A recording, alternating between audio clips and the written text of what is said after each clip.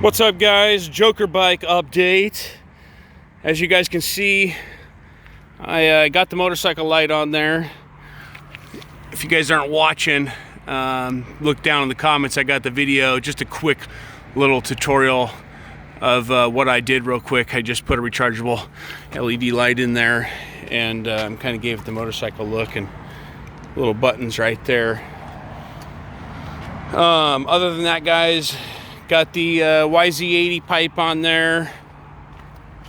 Looks really good. The horsepower gain from that pipe was phenomenal. I mean, it was just insane. I haven't even been able to give it full throttle because I'll get pulled over here on the island. But as you guys can see, I got my taillight installed. Got my tag mount here, just waiting for my state inspection date. And once that's all set, guys, they will give me a tag and I can ride on the streets. Got a horn here. Got my turn signals here. Got my brake light when I slow down, so it's ready, guys.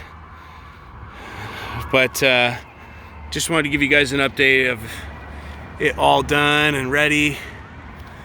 And if you guys are familiar with the movie Joker, the one that Heath Ledger played in it, if you guys haven't watched any of his movies, he's hands down was my favorite actor growing up.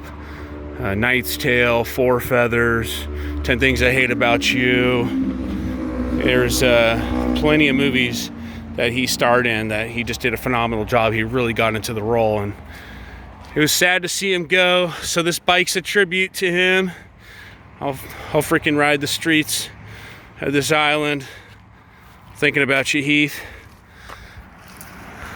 Most of all, guys, ride safe when you're out there.